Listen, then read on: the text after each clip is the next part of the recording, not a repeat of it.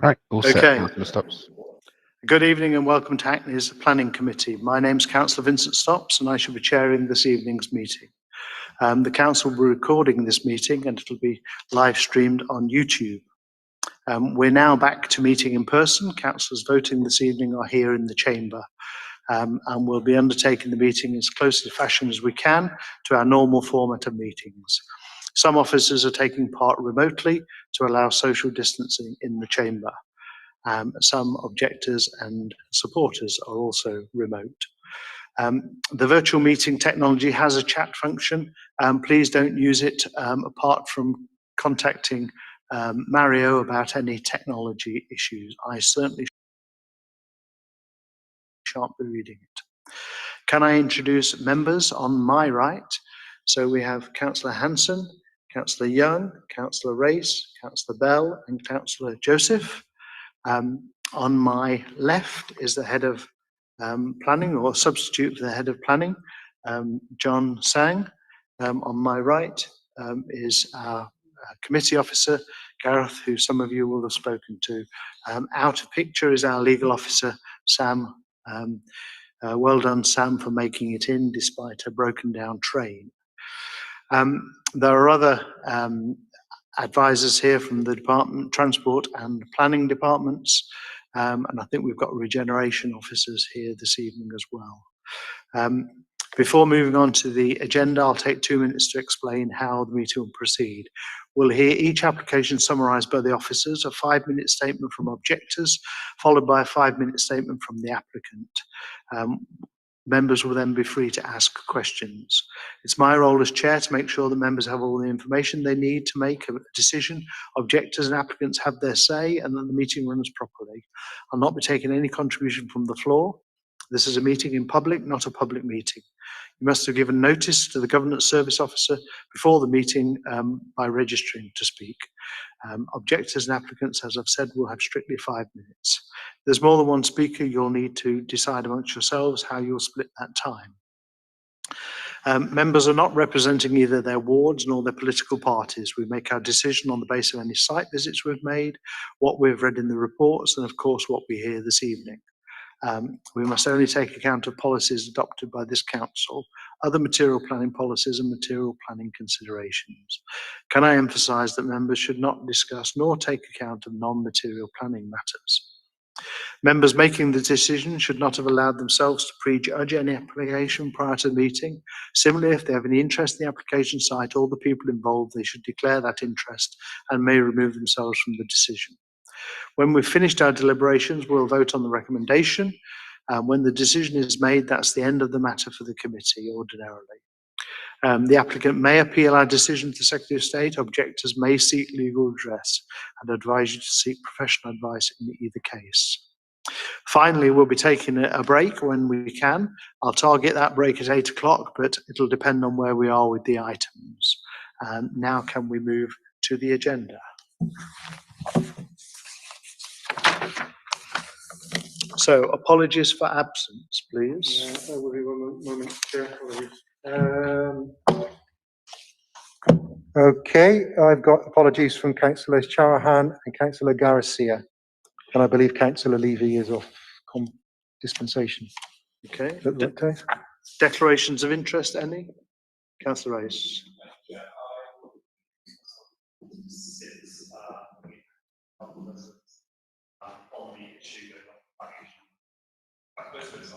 One minute. You have to switch your microphone on, so start again, please. Thank you, Chair. Yeah. I will recuse myself from item 6. I've been acting on behalf of residents with regards to this application, not on the planning terms, but I think it merits my recusing myself from it anyway. Anybody else? No? Okay, thank you. So I've got nothing from the Council's monitoring officer in front of us this evening. So the minutes of the previous meeting, we've got 4 sets of minutes. I have been through them and I have no problems. So we'll go from the 7th of July one first, which is in your pack at the sort of back end of the minutes, the 4 sets of minutes. This is Gareth actually catching up on some that we seem to have missed out on, and me being able to read them over Christmas. So there's the 7th of July, any issues there at all? No. The 27th of October. 22nd of October. The 6th of October one. It's there somewhere, I think.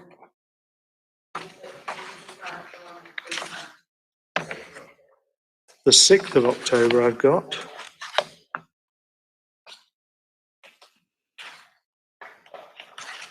Oh, we should, the 6th of October, let's do that one then. So that includes Frankton, as you say.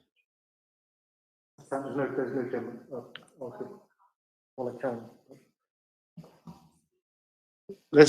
Okay. Can we do the minutes first then?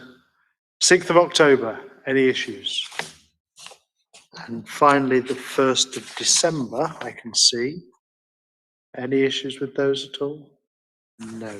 I couldn't see the 27th of October, Gareth. Are they in there? Yeah, they're in there. Should be in there. That's the pre-app meeting. Okay, thank you. 6th of October.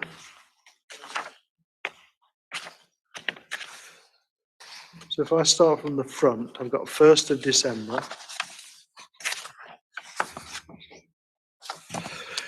6th of October.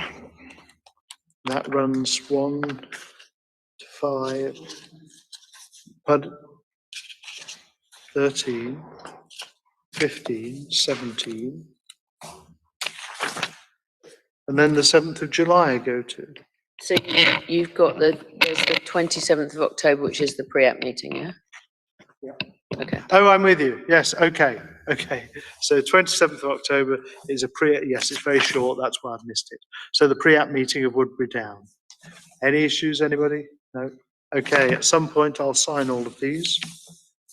We must come in for a grand sign. Chair, before we continue on to item 5, I'm going to is it okay if I can dim the lights, please? Yeah, if we can have a dim, Yep, okay. have a go at dimming the lights. So item 5, Nick, you're doing that, aren't you? That's correct. I'll bring it up. Okay. So Alex is not available, so Nick is going to do it on her behalf. Oh, you're down here as doing it, okay.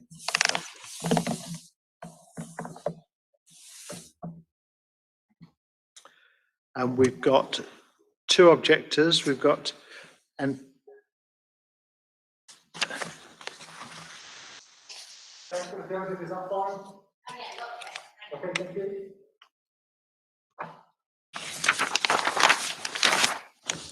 You see this okay? so Councillor Adigere it will be objecting, and Fatou Gassama.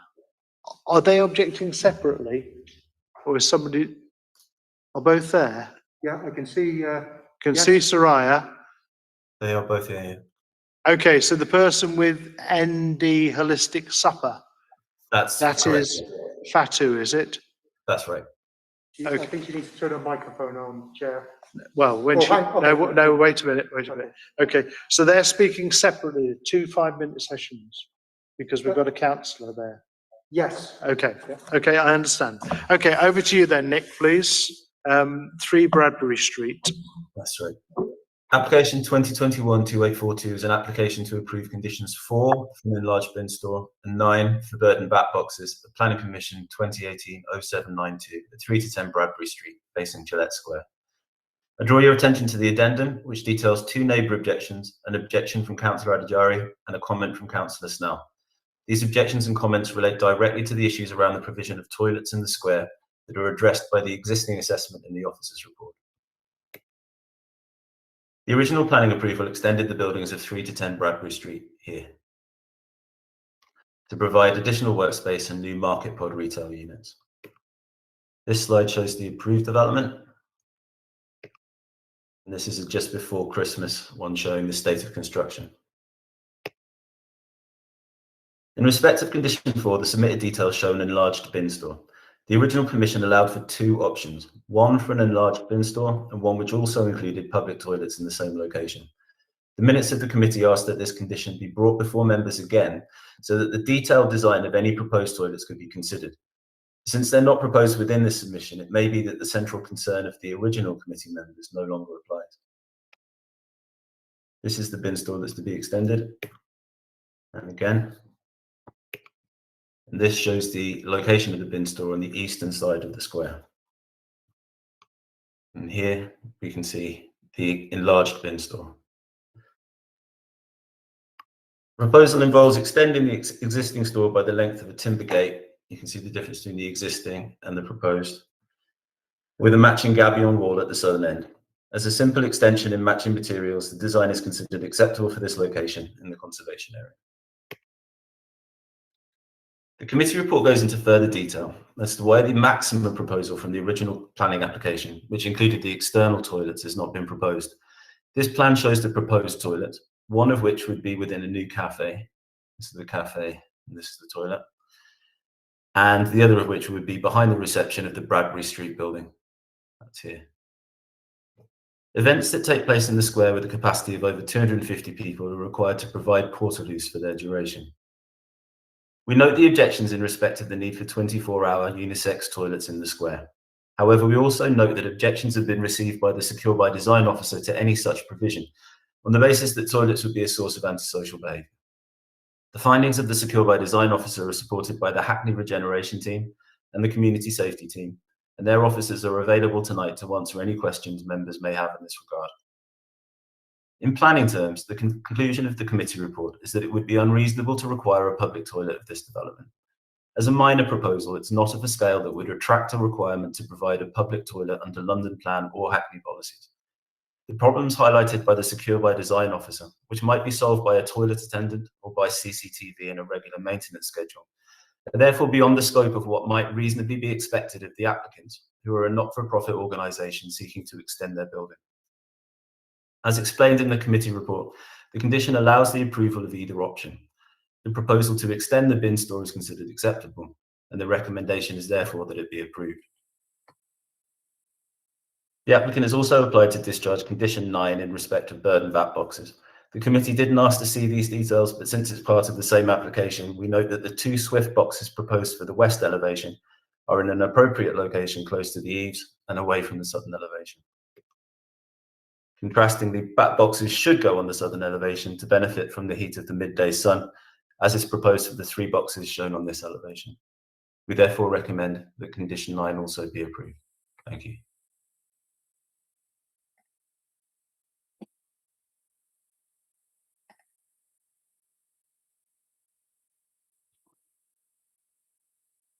Okay, so thank you, Nick.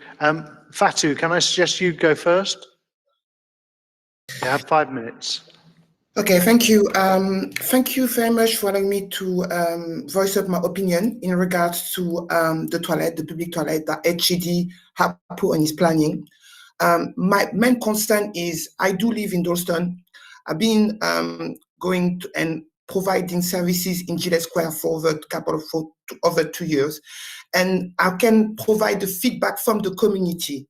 The feedback that we have is if there is no toilet facilities for the people staying in the square, the issue will not change. We have the same problem, which is people urinating everywhere, still having the antisocial behavior. The point I'm trying to make is based to the reputation that Gillette Square has. It's been there for, I moved to Hackney 10 years ago, and I think then we always had antisocial behavior in the square. So I can't understand what has changed from the time that HCD has put the application in with those public toilets to now, other than perhaps some finance that was perhaps the main reason towards why they're not offering the public toilet anymore. Now, I'm not stating that a public toilet will be the solution, but the issue is the new proposal, because the new proposal do not offer any alternative for the people staying in a square, which are the most vulnerable, that I believe HCD is tending to support. Perhaps if there is a provision to support those vulnerable people, and as well offering free facilities.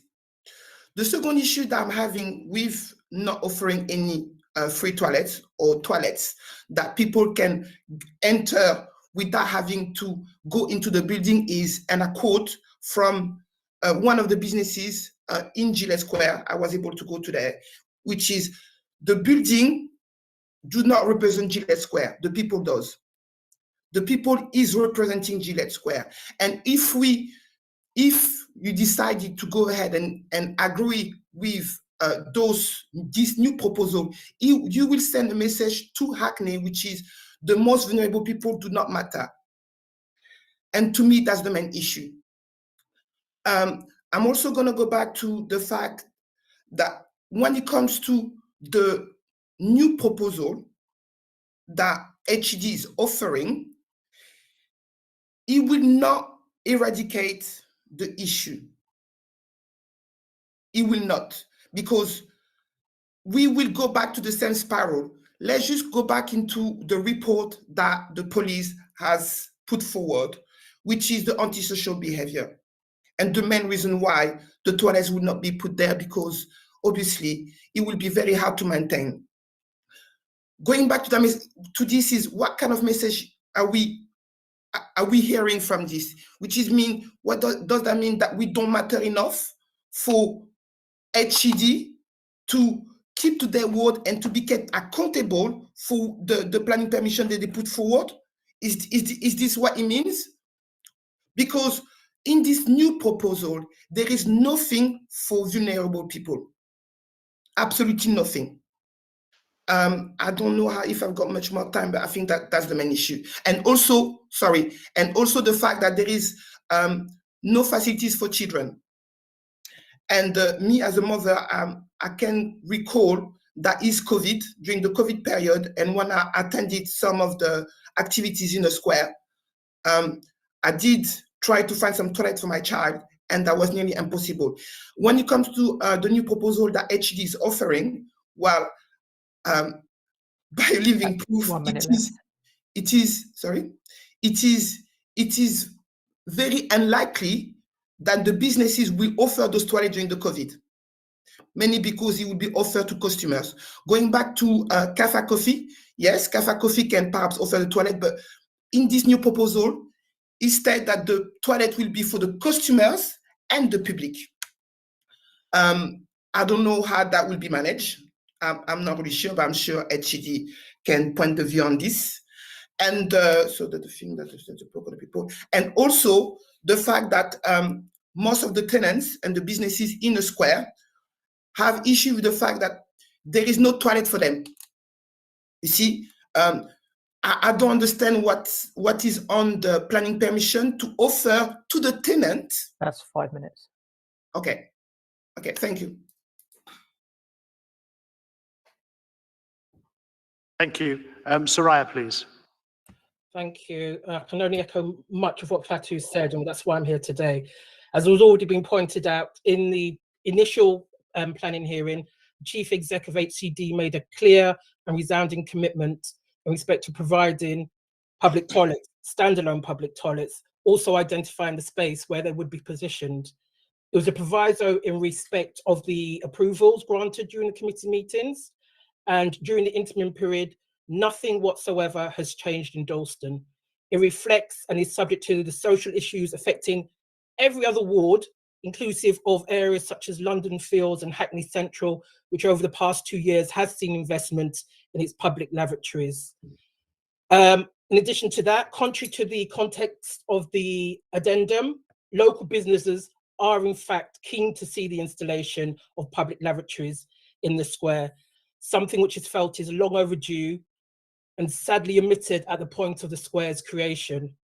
And while acknowledging that HCD has experienced some mishaps during its development and the associated implications, what is clear is that there was a clear commitment in terms of this provision, and it sets a kind of incredibly disappointing precedent to permit omission this far down the line.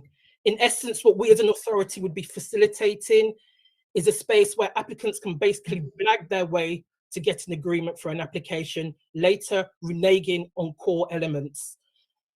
In addition to this, as a councillor, I'm faced with complaints about this potentially being institutional racism, centred on the fact that this square is largely frequented on a daily basis by many Black residents. And in terms of the changes across the borough, this is a fairly unique situation. As Fatu's already pointed out, these people deserve these amenities, as do every other user, whether disabled, people with families, or just somebody passing through. I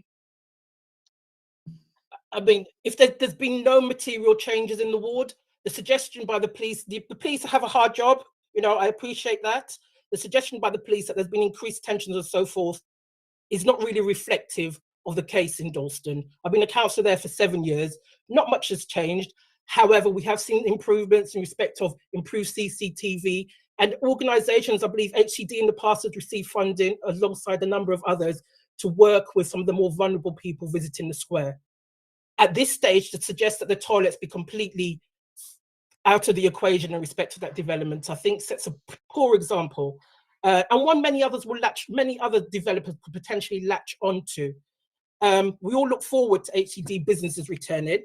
They're a vital part of the community, but it's my hope that committee members will support the call to hold them to account in respect of the promises that they've made to the community at large.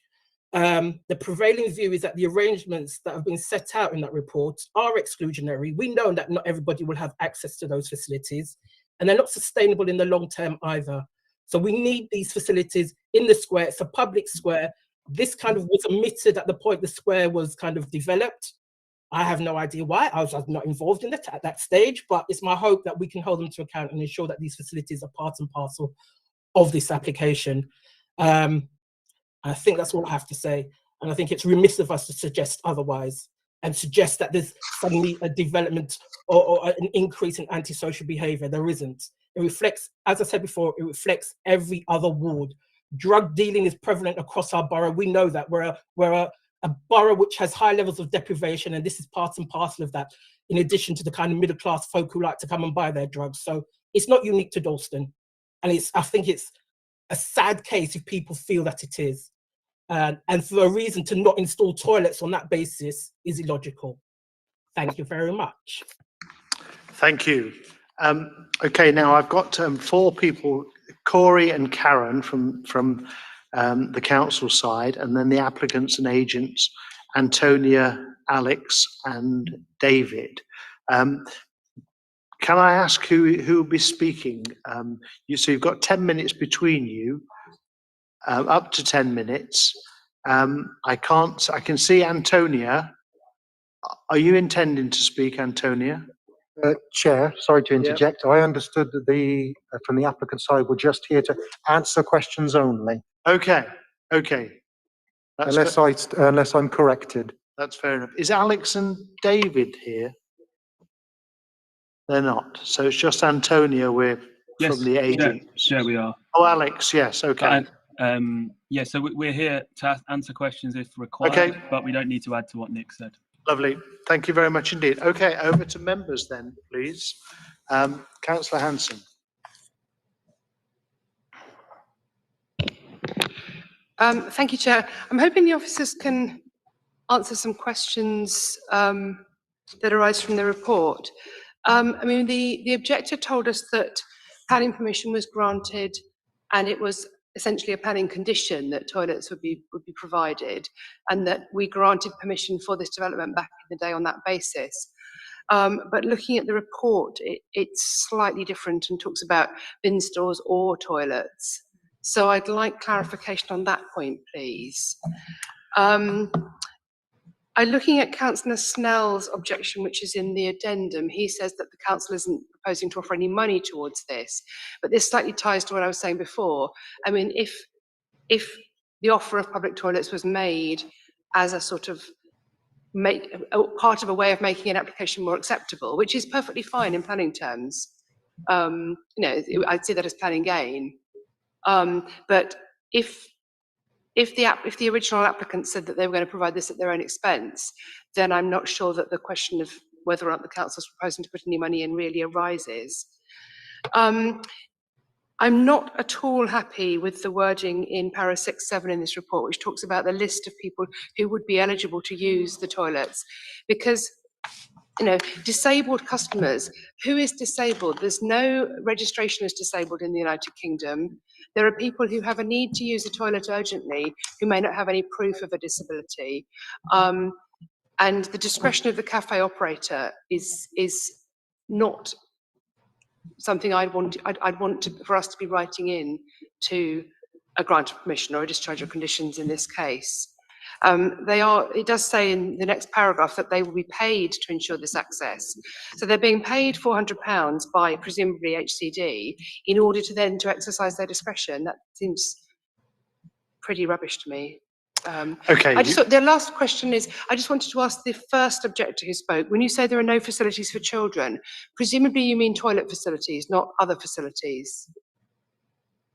Okay, can we deal with that first one first? Because I think that's the key to it. I think, Nick, Councillor Hanson, is what is the obligation in terms of the permission to provide toilets? Because I was surprised when they were offered, because I know the scale of the challenge of providing toilets, but they were offered at the time to a degree. So Nick, what's the obligation? Chair, forgive me, sorry, I've remembered the other point I was going to make, which I'm going to throw in, which is, I'm just reminded that when we gave planning permission for Britannia, we were absolutely adamant and had it written in that paying to use the cafe was in no way a condition of using the toilets, and we wanted them located in such a way that users of the park could use the toilets without feeling any obligation whatsoever. Okay. And I think the same sort of principle should apply to this consideration. Yeah, but are you happy that we nail down that first point in terms of the obligation of Absolutely, the Chair. development to provide these toilets? Clearly, there was some commitment made. So Nick, and then Antonio from the developer's side, I guess. Nick, please. It's worth saying that it's been difficult throughout this to find out exactly what was said at committee and what the committee's concerns were at the time. But if you look at what the actual condition says, there is nothing there to obligate the applicant to provide toilets. It's an either-or situation. So if the condition had been intended to ensure, on the basis that as planning gain it was a necessary part to allow the application to go through, and we wanted to make sure that it was a necessary condition, something that they were obligated to do, then the condition would have been worded differently. So this condition does not require that they provide toilets. Antonio. Good evening, committee members. My name is Antonia from Hackney. Antonia, do you think you could put your camera on so we can see you and sorry. Do a bit of lip reading at the same time?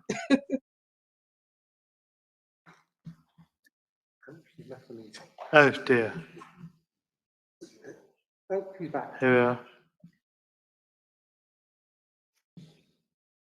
Hello? Okay, I can see something. I can't see myself as well, but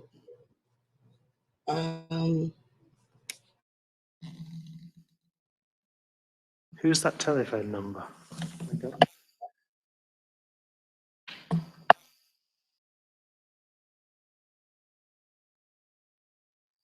can you hear me now?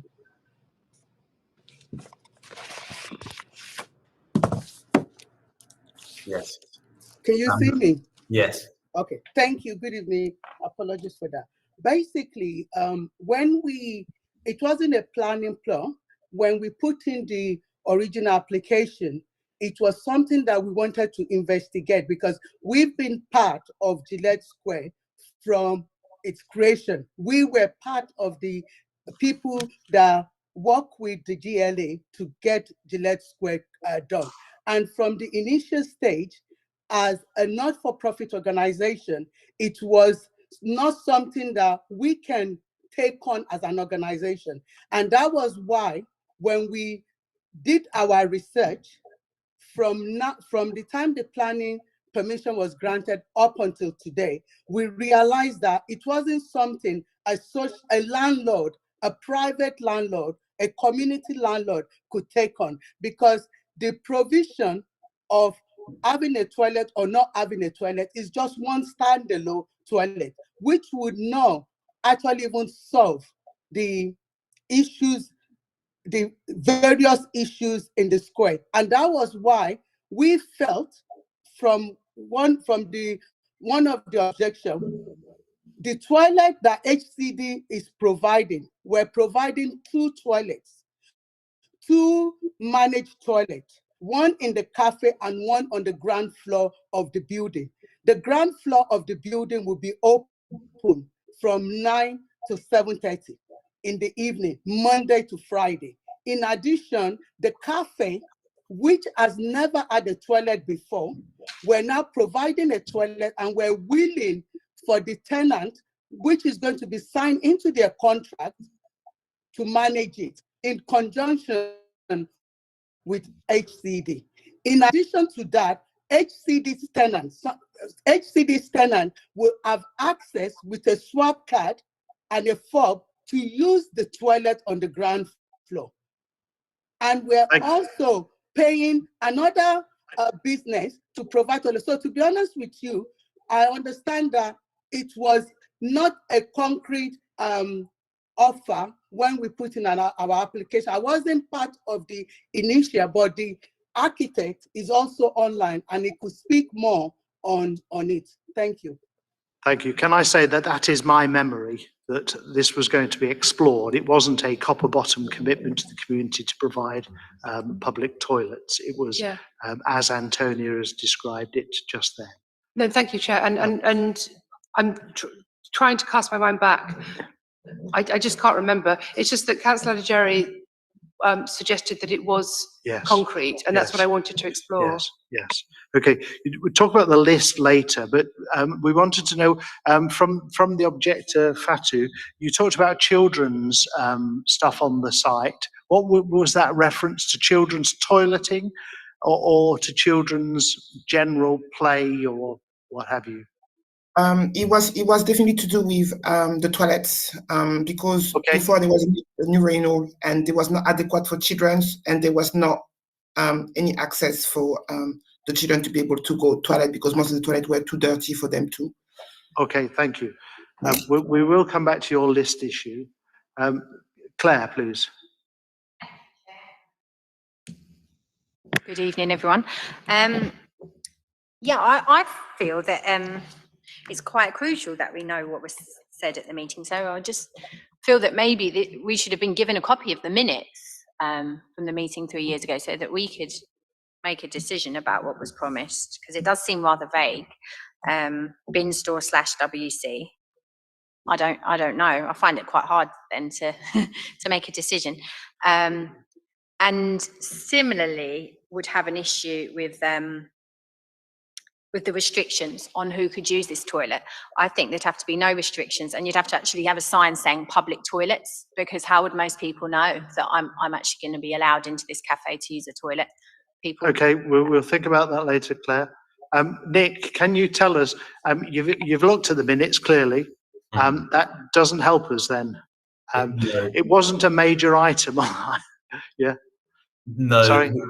There's nothing in there that would allow you to make a judgment one way or the other as to why it's been. There's almost a suggestion that the reason you want to see the toilets is because you want to see the design of them, or possibly you want to consider how much open space they're taking up. There isn't anything in there really along the lines of the crucial issue here, which is like the ability of everyone in the square to have access to public toilets. Okay, applicant Alex has got something to say. So let's ask him. Alex, do you want to give your angle on this? Hi, yeah, we are... Are you the architect? So we're the architects on the scheme. So we were here at the original committee. You were here last time? Yes, and obviously we were involved in working with the original case officer to kind of develop the conditions which came back to us. The project has always been complex, and there are issues in the square that have always been kind of complex. One of those was the provision of the toilets.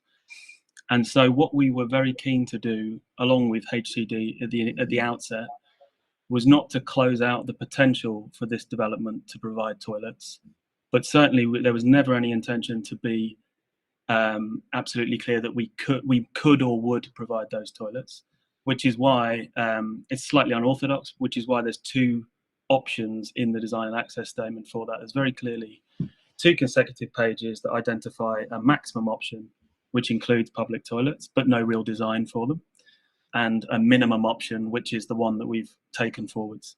So we've kind of presented a fork in the road with the intention, the honest intention from the whole team to be allowed the time to investigate what the right answer is, and then give you detailed information on one or the other. And the fact that, so yeah, that's our. Thank you. That's my memory, I have to say. Sarah, please. Hello, I've got a big question and a little question. The little question is to the objector, not Soraya, but the other objector. When you, Fatih, when you said people staying in Gillette Square, do you mean people using Gillette Square? Are you talking about rough sleepers who are actually sleeping in Gillette Square? I just wasn't sure what you were referring to. Do you want to do that first, and then I'll ask the other one? I'm not talking about rough sleepers. I'm talking about people who have been staying in the square for a number of years. So basically, they're just occupying the square. Living there, like living in buildings in the square, or living? Not really. No, just basically staying, just sitting in the square and just gathering. Okay. We got elderly people. I mean, people just staying at the square, but during the day. Using it. Okay, thank you very much. Second is the bigger question, which is this question about toilets being encouraging or exacerbating antisocial behaviour. I just couldn't understand from the presentation from planning officer, from Nick, why this would be the case more in Gillette Square than in London Fields Park, where there's a set of toilets right next to where the local drinkers and drug users sit, or any of the other public areas in the borough. So I'd just be interested to hear more about why it would be worse to have toilets in Gillette Square than in the other places where we think that the balance of interest weighs in favour of providing public facilities. Is that one for Corey? It is perhaps one for Corey, but I might just interject. I had exactly the same question myself. And I think that what really swung this application in planning terms was the fact that the applicants don't need to provide toilets as part of this application. They need to provide, in this case, an extended bin store. And that's what we're looking at. That's the application that we're looking at. So aside from what Corey might say now, the rights and wrongs of public toilets, public external toilets in Gillette Square isn't really what this application's about. So I'll let Corey speak on the other part. Yeah, thank you. Corey, you have some history of all of this, don't you? I do, and I was initially involved in the actual experiment to bring in the urinals. We did that really in response to a kind of higher level of public urination that was taking place in Gillette Square. Most people who know the space well understand that it is quite complex, and it does have a lot of people using it with sort of multiple needs. I do really kind of feel that there needs to be provision, and I absolutely do think that. But however, I do also have concerns around an unmanaged toilet, in the sense that what I wouldn't want to do is kind of compound the current situation by bringing in additional sort of issues. There is toilet provision not too far in terms of Birkbeck Mews. Officers have meetings all the time, and we talk about a lot of the issues that we need to kind of try to address around those toilets, and to introduce toilets, standalone toilets, unmanaged toilets in Gillette Square could potentially bring some of those additional challenges to the square. I think the proposal for a managed toilet, to me, seems to work a lot better. We had a free-to-use urinal in the square, and that was really there to help a lot of the people who couldn't or wouldn't pay for a toilet, the use of a public toilet, because we do have to pay for the toilets within the borough, and they didn't use them. So having a toilet provision there isn't necessarily going to solve, it's not a panacea. I think having a the experience is kind of demonstrated, having a kind of managed toilet would then, I think, facilitate, first of all, the young children, people who want to use the square, or people who want to use the toilets responsibly. There'll be a provision there via this current proposal. But I think to compound issues within the square and bring in additional issues into the square when we're trying to deal with all of the issues that we're currently dealing with is not something that I would really want to support. Corey, you haven't quite addressed Sarah's point. Why is Gillette Square more difficult than, say, Hackney Central? That's an equivalent.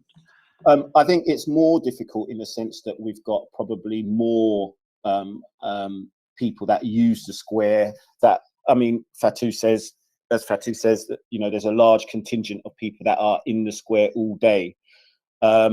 And they have multiple needs, similar maybe to what we have in London Fields.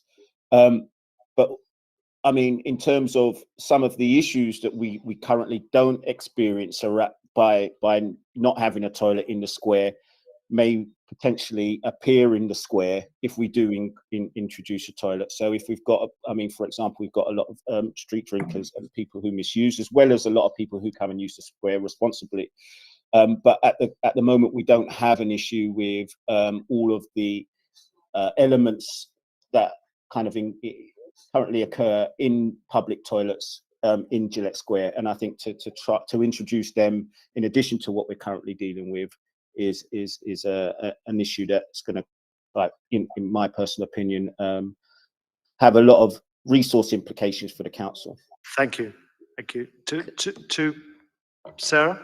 Can I just follow up? Karen put her hand up and said she could add to that, so I'd be interested to hear what Karen, she who are you? What say. do you know about this issue? Hi, my name's Karen Law. I'm the Partnership Strategic Analysis and Performance Manager, and I work within Community Safety. So we work very closely with the police, and we're heavily involved with looking at crime reduction and antisocial behaviour as well. I think everything that we look at is context specific. So the situation that we're faced with in Gillette Square is actually quite different probably to the situations we're dealing with in Hackney Central and in London Fields, for example. And I think it's fair to say that over the last few years, the level and escalation in the rise of probably more serious violence and drug dealing and some associated gang issues, specifically in and around Gillette Square, are what causing us most concern. That's probably how it differs from certain other locations. The other thing is that we have invested heavily in enhanced CCTV in Gillette Square. And one of the things that we're most concerned about is that if there are standalone toilets put in there, the CCTV is, we're being told that actually it's acting as a great deterrent. If we stick a toilet unit in there and it's not well managed and there's, say, lack of attendance, there's no security or protection surrounding that, then the likelihood is that those toilets will be subject to misuse. And that probably means that nobody will want to use them anyway. So that's sort of like the challenges that we have. I'm not against having the toilets, and I do think there's a need for the provision of them there. It's how well they're managed, and it might well be that, the options around how we keep them secure and how we keep them accessible to all, and particularly those vulnerable people that do need to use them, is what's going to be challenging, probably from a cost or economical perspective more than anything else. I'm sure there are solutions, if that answers your question or helps. Thank you, it does. So before we talk about the list thing, can I just try and sum up? Nick is hitting the nail on the head. The planning logic of this is we're not here to decide whether there was a commitment to bring a toilet forward as part of this. We're here to decide whether the condition 4 is okay, and that condition is the applicant bringing forward what they want to bring forward within that condition. So if they'd have brought forward a toilet and chose to bring forward a toilet, then we were talking about that. If they've chosen to bring forward an enlarged bin story, we're thinking about that. We're not trying to solve the issues of Gillette Square antisocial behaviour, much as though we would all love to have a attended toilet 24/7. I think, is that fair, John? That's correct, Chair. It's a specific wording of the condition that we need to work through. So if the toilet isn't provided, then we reconsider the provision of the bin store. And that was, could you put your mic on and say that? correct, Chair. So it's the specific wording of the condition that we and officers need to work to. So whatever's been provided in this instance, a bin store, that's what we have to consider. Still not yet. I'll try again. Yeah, it's the Project yourself, John. specific wording of the condition that we have to work to. So if what's been put forward is an enlarged bin store, then that's all that officers can assess. There is scope within the condition itself to be flexible, and if the toilets are not being provided, then that's out of planning hands. Chair, I accept the advice of the officer on this point, but I don't really understand why we've been given such a detailed report from the Secure by Design officer, if that is the case. There appears to be a conflict between those two things. I think you're right. There's been a huge emphasis on dealing with ASB in Gillette Square, but I think the officer is also right, and I think the spirit of the meeting that we had before is as I've described it. I think the report is responding to perhaps some local campaign. I think the report could have been clearer, Chair, without wishing to sort of I'm break trying the to code clear of it up for you conduct. now, Councillor Hanson, and I think I have, and I think you've got it now. Can I ask then, so does that mean we would not be entitled to reject this proposal on the basis that we think there should be a public toilet? Because we just don't have the power to do that? That's correct. We're subject to challenge if we were to refuse on those grounds. Okay. Now we do need to talk about this list. So Nick, how have we've got a list here of sort of, I guess, less problematic people, let's say, that we want to provide a toilet for. And we know that there are other people in the area that will need toilets day and night, 24/7. I mean, is that any part of the planning application issue?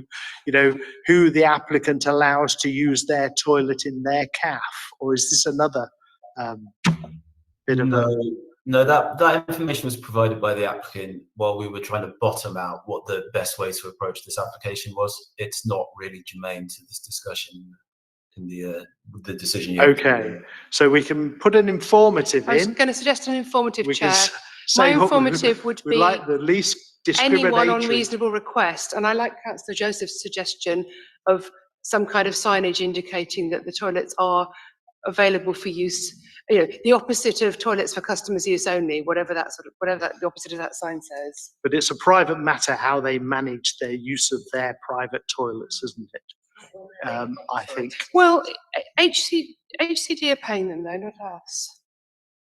But I think, given, I can see where people are coming from with this list, but how you define disabled is an enormous question. I mean, legally, this is a question on which only a court can rule for the purpose of discrimination law. Okay. So I don't think anyone who wants to have a wee is going to take HCD to court to determine this. HDV, how do you think you're going to manage these, the list you've got developed? We're going into non-material planning issues, but we will try and bottom this bit out, seeing as it's in the report.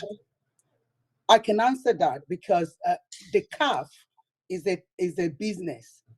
HCD's building, we will allow, when the center manager is there, we will allow people. The people we would not allow is if you're drunk and abusive, or you're coming into the building selling drugs, we would not allow those people into our building, because apart from that, as an organization, we're running a business. As an organization, we're providing services for children. So we have to have a limit to the people that comes into the building. In addition, we are providing a center administrator, which we've never done before, on the ground floor, for them to be able to let people in and out of using of the toilet. Because thank you. Yeah. Thank you very much. Okay, so we know what we're about, I think. Stephen.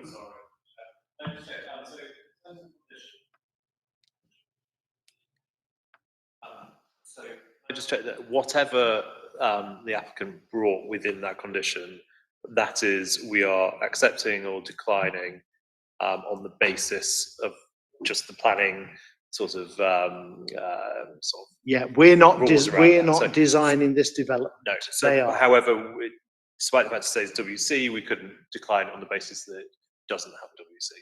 Is that correct? Yeah. Okay. Yeah. Yep. Sorry. I'm sorry, I didn't have a microphone. I said presumably we could decline it if we've decided we didn't like the design of the bin store, but that's a completely separate question. That's absolutely on the nail. Okay, then. So the recommendation is to discharge conditions. All those in favour, please show. Are there any against? We have one abstention. Abstention or against? Abstention. Abstention. Thank you very much indeed. We. How come I can understand the £250 million?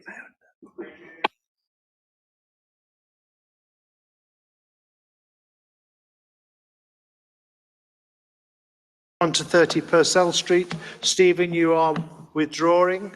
We'll give you a shout if we remember. Okay, yes, please.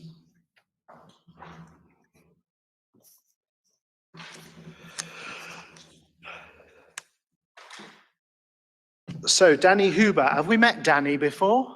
We have not, no. Good evening, Chair. Okay.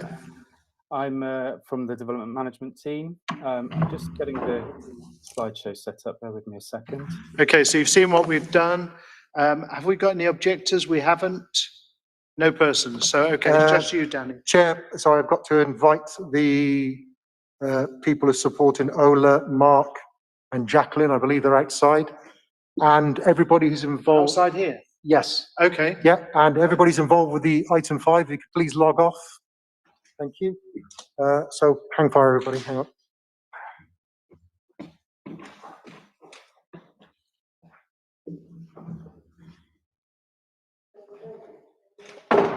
Who was that telephone number? Did we? Pardon? No, there was somebody online was. I don't think so. Not now. I was going to ask, but they've gone. Hello. Thank you for coming again. And 3 of you this time. Well done.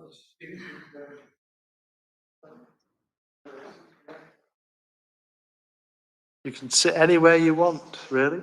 I've got my own camera shots here. Okay.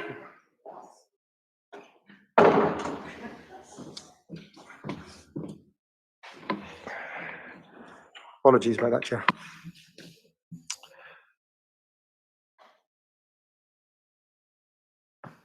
Are you settled? Okay, Danny, please. Okay, yes, so this is an application at 21 to 30 Purcell Street. The site contains a block of 10 flats that form part of a group of 3 such buildings located on the north side of Purcell Street in the Hoxton East and Shoreditch ward. The site is not located in a conservation area, does not contain any listed buildings. The block itself is a 4-storey block faced with brick with existing timber framed windows, and you can also see the scale and layout from these existing elevations. The proposal is to replace the majority of the windows and some doors with UPVC replacements in the colour rosewood. The windows would have the same apertures and be of the same scale as the existing with a similar appearance to the existing. The application is broadly the same as that approved at committee in October for block 1 to 10 and those approved at delegated level in September for block 31 to 40. The site is council owned and is therefore being brought to committee having received 3 objections. The objections as material to the planning application concern the appearance of the UPVC versus the timber and the use of UPVC as a sustainable material versus timber and the thermal performance of the windows. In terms of appearance, officers consider that the material is acceptable. This principle has been established with the previously approved applications. The block itself is not considered to be of a traditional style that would benefit significantly from the retention of timber windows. and officers consider the proposed rosewood finish to be a suitable match for the existing. The overall appearance of the windows would be broadly similar to the existing. Therefore, officers consider the proposals would preserve the character and appearance of the host building. In terms of sustainability, the policy requirements that are important in this case, policy SI4 of the London Plan and LP54 of the Hackney Local Plan, require development to regulate internal and external temperatures through orientation, design, materials and technologies which avoid overheating. And policy LP55 of the Hackney Local Plan requires new developments to seek to mitigate the impact of climate change through design, which minimises exposure to its effects, and technologies which maximise sustainability. In respect of these policies, the proposed windows will be constructed from modern materials, and these will result in improved thermal performance and natural ventilation in the subject buildings. Given the scale of the development, this is an acceptable response to the policies in respect of sustainability and thermal performance. I now draw your attention to the addendum. An email was received from an objector following the publication of the report and the receipt of the committee notification letter email stating that they did not wish to open the email as the email ID seemed suspicious. It was confirmed to them that it was safe to open the email on Monday. They responded that they did not have enough time, enough notice of the committee meeting then in order to attend, and asked that their objections be raised on their behalf and put on record. Their objections are the same as summarised within paragraph 3.5.2 of the officer report, with the exception of a point that the windows to the stairwell are not included in the application, but that these are also in good repair and do not need replacing. Officers note, however, that in this case, the windows to the stair are included in this application. In conclusion, the application is recommended for granting a planning permission subject to conditions. Thank you. Applicant, do you have anything to say? Please.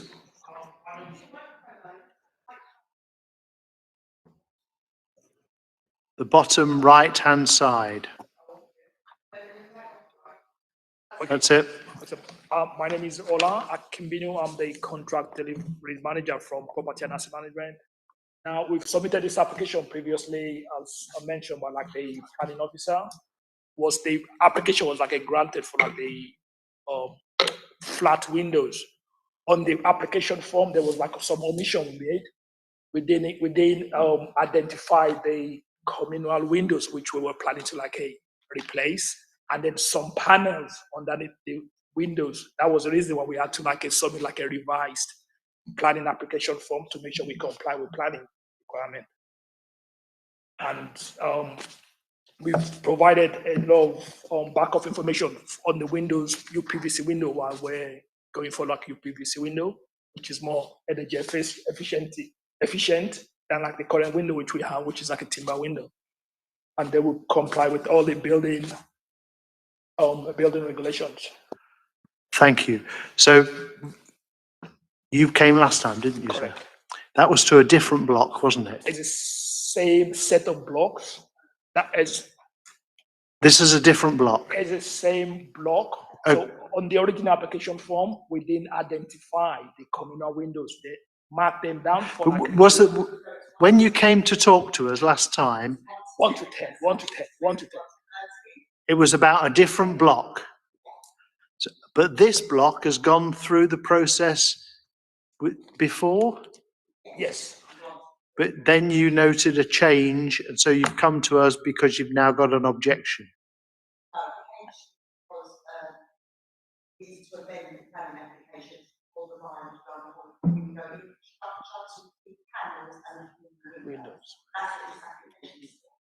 Okay. Okay. Thank you very much. Can I just start again? You came to, well, you didn't come to us, so we deferred for the first time. Correct. And then you came and talked to us the second time. And which houses were they for? 1 to 10 Parcel Street. 1 to 10? Yes. Okay. This one here is 21 to 30. There were four. Okay, okay. Okay, so 21 to 30, you have a permission, but you're now correcting it. Okay, and the reason you're with us is because you've got an objection to this second version. Okay, I'm with you. I'm with you. Okay, so this is new to us. Okay. Any questions, members? Yes, Chair. I mean, couldn't we have had one application covering them all? But the objector, if I remember correctly, was talking about wooden, is it spandrels is the word, the sort of the panel under the window. Yes, he was complaining that all of it wasn't being changed. And he said that the wooden panels under the window matched the wooden window frames, and he thought that the UPVC window frames would look, wouldn't look as good next to the wooden panels. Possibly, that might be down to misunderstanding. So the whole of the, sorry. Mark Gethin-Manali, Senior Quantity Surveyor. So that might be down to misunderstanding. So as opposed to half the window being renewed in plastic and the bottom half left as timber, the whole aperture, the whole window, including this panel, which is a plastisol panel, so it's non-timber, will be renewed with plastic. So you'll have a timber window, start again. We'll be replacing the timber window with a UPVC window with a plastisol panel as the bottom panel. Okay. So aesthetically, it's only the frame that will change from timber to UPVC. Thank you. What about 1 to 10? Okay, it'll be exactly the same. Four identical. They're all going to be the same. Okay, so you're going to do what the guy asked you to do last time. Okay. Okay, I understand. Okay, so that's a good thing. I cycle past this building on my way to work every time I go to work, so I sort of know it reasonably well. There aren't any panels on this picture other than on the communal windows. Is that right? No, it's the other elevation actually. So it's the. Got it. Okay. It's the elevation facing west. You're so keen on the detail of these things. Yeah. Okay. Understand. Thank you. Okay. So we understand. Oh, Claire. Just one of the objectors had suggested that the material, this UPVC, might be a higher fire risk. Is that a possibility? Should we be concerned? You can. I'll just make the point that the issue of fire risk is not a planning matter. Okay, it's not a planning But matter. you can tell us we're interested.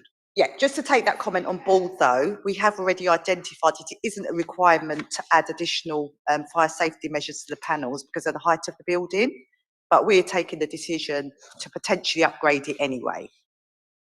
Yeah, that material. More fire Correct, resistant, yes. It would be a phenolic panel that we would put beneath the window, which would be a fire resistant panel, as opposed to whatever is there at the moment. It's a 30-year-old product. We don't know what's there, but it won't be as good as what we're proposing. Okay, thank you. It's very satisfactory. Okay, so we have a recommendation. The recommendation is to grant planning permission subject to conditions. All those in favour, please show. That is all of us. Thank you very much indeed. Sorry we've taken your evening to come and tell us this, but that sounds a very successful outcome to me. We'll see you again. We'll see you on the second. See you again. Oh, he lives there. Yes, that'd be good. Okay. Right, 96 Brook Road. We need to fetch our.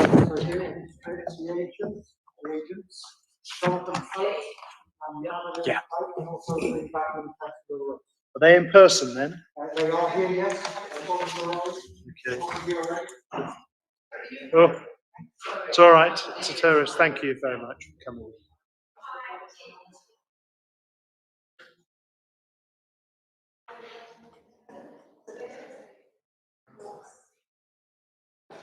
Sinead, you're doing this one?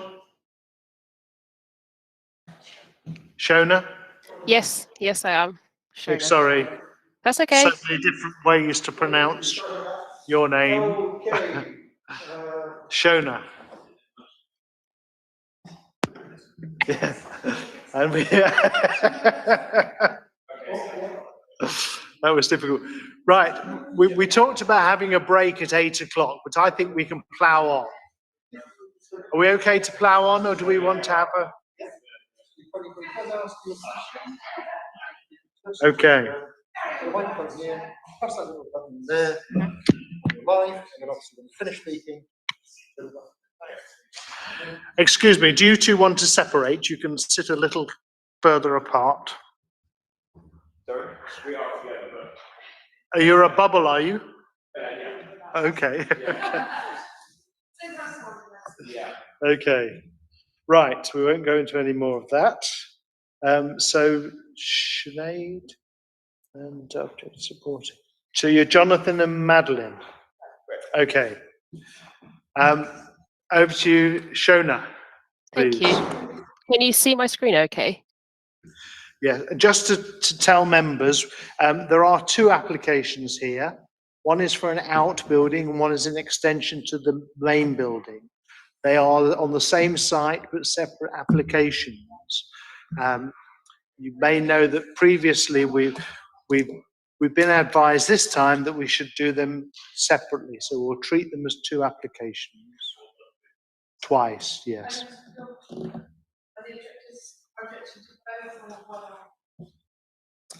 There's no objection. There aren't any objections to this, to either application. There's no objections. Okay, so Shona, you'll do the first one, which is 2021-2489. That's the outbuilding, isn't it? Can I actually go with the rear extension first? If that's all right. 2436. Oh, okay. So that's the second one. Oh, I can do the rear building first if that's what's the first one in the pack. That's easier. As we know. I'll start with 2489 if that's the order they're in the pack. That's easiest. Just before I start. Oh. That's how it's in the pack, yes. Okay. So we're doing the outbuilding first. Yep. And just to refer you to the addendum where the plans were missed off the members pack. So the plans are all in the addendum. So the first application is 2021-2489 at 96 Brook Road, which is for the erection of a rear outbuilding. So as you can see here, the site's outlined in red. It's an irregular shaped parcel of land located on the southern side of Brook Road. The site comprises a 3-story plus basement level dwelling in use as 3 self-contained flats. So the application relates to the 2-bedroom unit located at the basement and ground floor level. The site is located within the Northwold and Cazenove conservation area, but does not comprise of any listed buildings or locally listed buildings. So the property benefits from a generous private rear garden, which isn't shared with any of the other residents within the building. There are a number of trees located on the rear garden, which includes a large sycamore, which will be retained as part of the development. So the application is for the erection of a rear outbuilding, which will be used as a home office ancillary to the dwelling house itself, and will also include a garden store on its western side. The outbuilding is to be located on the southern boundary and would have a footprint of 4.56 metres by 5.7, with an approximate area of 24 square metres. And it is proposed to extend for almost the full width of the rear garden. So the outbuilding would have a flat roof, as you can see here, with windows and doors located on the northern elevation, which would face the rear elevation of the host building. It would be clad in a dark timber with metal frame windows, and the roof would accommodate a green roof together with a roof light. Outbuildings, including those with full width, which are full width, have become an established character of the Northwold and Cazenove conservation area, including within the vicinity of the site. As such, the proposed outbuilding is not considered to present any significant design issues. The scale and location are considered compatible with and subordinate to the existing dwelling, ensuring the outbuilding will not detract from the established character of the site, and a reasonable sized rear garden would be maintained as a result of the works. It is considered the development would not cause any harm to the character and appearance of the surrounding conservation area. In regards to trees, as I mentioned earlier, there's an existing sycamore tree which will be retained as part of the development. So there's a condition which is recommended to secure to ensure that during the construction, the tree is protected, as the rear outbuilding would be within 3 meters of it. There is also the removal of 2 other trees, which is a silver birch and a pear tree. However, these are of low quality and their loss is considered to be acceptable. These have been reviewed by the council's landscape and tree officer, who doesn't raise any concern. There is also a condition which requires the reprovision of 2 mature saplings, details of which are to be provided to the council before they are planted. So in light of this, the application is recommended for approval subject to conditions. Thank you. Would the applicant like to say anything or just answer questions? Can you hear me? We're just here to answer any questions you have. We're not here to make a Okay, statement. thank you. I have a question for officers. Often we will withdraw PD rights when we start taking garden. Is that appropriate in this case? The site's actually a flat, so it doesn't have PD rights. Okay, thank you. That answers my question. Members, any questions? I know in other areas there's a great deal of concern about taking up garden space and therefore losing drainage and reducing green space. I accept what it says in the report, which is this is acceptable and fairly common in that area. But are there any comments to be made about reducing the amount of soil, therefore, and drainage? In terms of drainage, the development is providing a green roof, which will help with water runoff.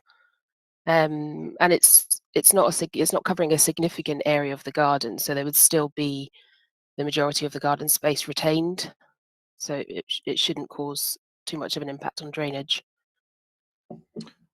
Okay, and Shona, in terms of the local area, it's suggested that these outbuildings are becoming more prevalent.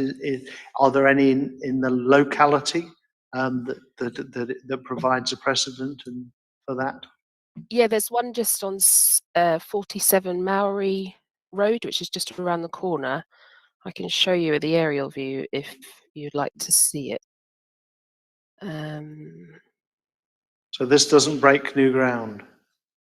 No, that was granted in 2011 or 8 or 11. Okay.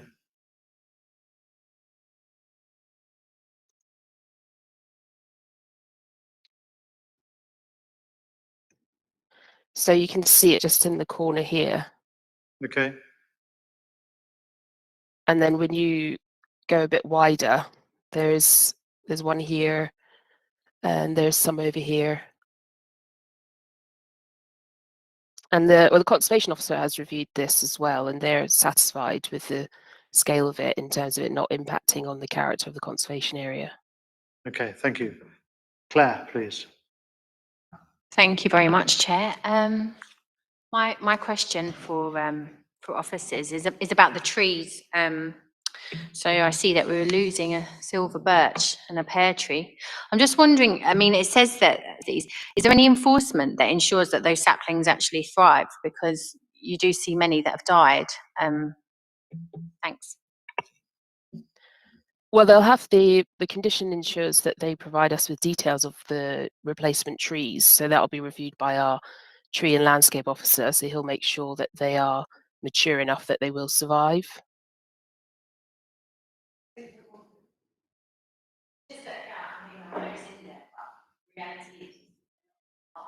Do we go back and check them? It's not a requirement of the condition. I don't think that they are revisited to make sure that they've survived. It's a standard condition that we used for. Could the neighbours say, "Hey, look, those trees have subsequently wilted, and so they need to put 2 more in"? Let me just check the wording of the condition.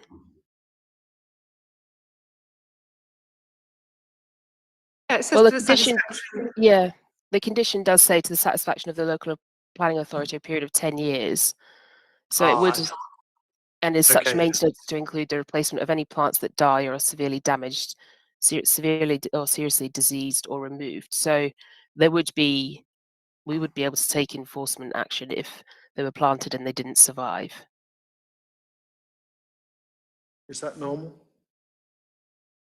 Yes, like if it's a raised to standard our condition attention, to me, Chair, we Chair. can investigate, and if it breaches that condition, then officers can take action. When this sort of thing has come up before, the point about, if this isn't someone's back garden, it's unlikely that council officers would routinely come and inspect it. But it is the sort of thing that neighbours would be able to report to the council if they felt strongly and saw fit. Okay, thank you. Okay, members, no more questions. So the recommendation is to grant planning permission subject to the condition. All those in favour, please show. That is all of us. Thank you.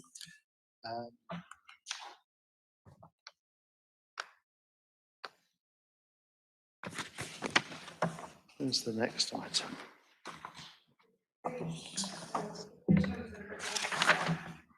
Three. It's in white. That's my problem. Here we go.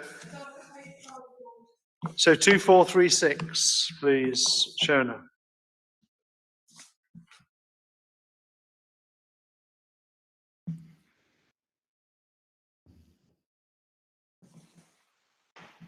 Okay, can you see my screen okay? Yes. So application 2021-2436 also relates to 96 Brook Road. So it's the same site as the previous item, located to the southern side of Brook Road. As before, the site's within the North Walden Cazenove Conservation Area, does not comprise of any listed buildings. It's important to note here in the existing ground floor balcony, as the proposed extension that this application relates to would sit underneath this balcony. So this application is for the erection of a lower ground floor rear extension, together with alterations to the rear windows and doors at lower and upper ground floor levels. So that's just some more pictures of the site.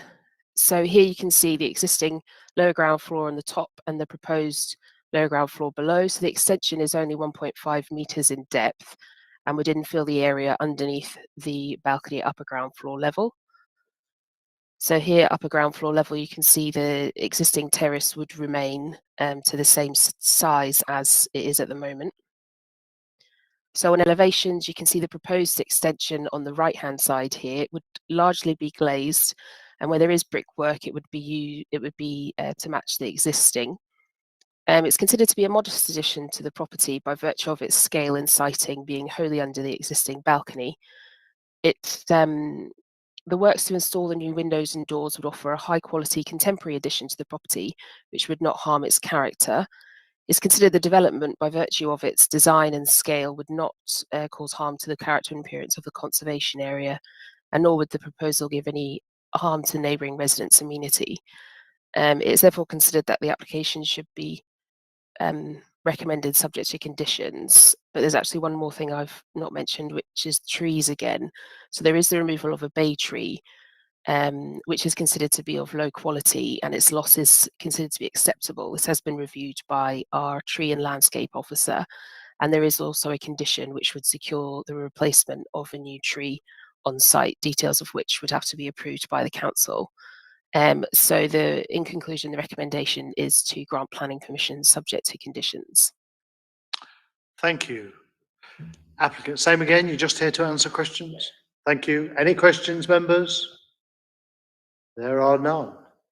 Okay, your recommendation is to grant planning permission subject to condition. All those in favour, please show.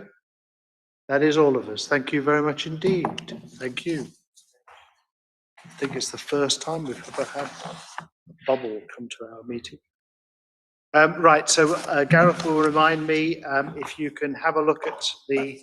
Yes, it wouldn't be a meeting, Chair, if I didn't mention that item 8 is the delegated decisions for noting. Thank you. Just to tell you, we are rearranging the March meeting you might know about. It's proving a bit difficult. It might be on the 3rd of March, which is a meeting that you all want to go to, your local ward meetings. But if push comes to shove, it'll be on that night. Otherwise, well, we're working at it at the moment. I think that's it. Thank you, John. Thank you, Sam, for getting here. Thank you, applicant.